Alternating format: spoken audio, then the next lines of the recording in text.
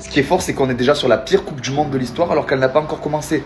On est sur la pire organisation possible. La Coupe du Monde commence officiellement dans 4 jours et depuis, il y a déjà des dérives et des débâcles. Une fusillade s'est produite à Kansas City à proximité des installations de l'équipe d'Angleterre pour la Coupe du Monde 2026. 9 personnes ont été blessées. Le lieu de la fusillade se trouve vraiment à quelques minutes du camp de base anglais. C'est une dinguerie. Mais c'est pas fini. Le camp d'entraînement de la Suisse aux États-Unis est en plein milieu d'une zone à serpents. Regardez, ça c'est le camp d'entraînement.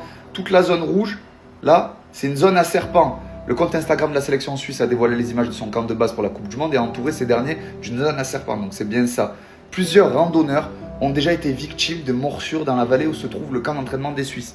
Imagine, tu as des joueurs là, ils marchent, bam, morsure au pied. Mais c'est pas fini. La réalisation américaine, donc la réalisation qui va s'occuper de réaliser les matchs de la Coupe du Monde, a réalisé au préalable le match Colombie-Jordanie et s'était totalement gouré au moment de dévoiler la composition colombienne.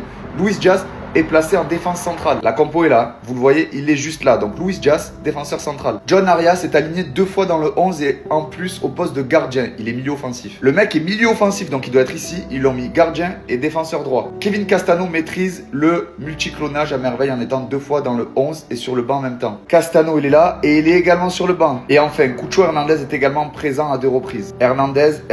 Mais c'est pas fini. Le Japon a dû également changer de camp de base. Quand ils ont vu l'état du terrain de leur camp de base, ils ont proposé carrément de quitter le Mexique. C'est pas le seul terrain qui est comme ça. Regardez, tous les terrains, ça fait débat sur Twitter, hein. Tous les terrains sont morts. Vous pensez que c'est fini? Toujours pas. Human Rights Watch tire la sonnette d'alarme avant le mondial 2026. Pour l'organisation, tous les signaux sont au rouge.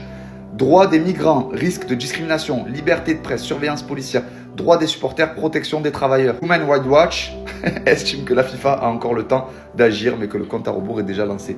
On se dirige tout droit vers la pire Coupe du Monde ever.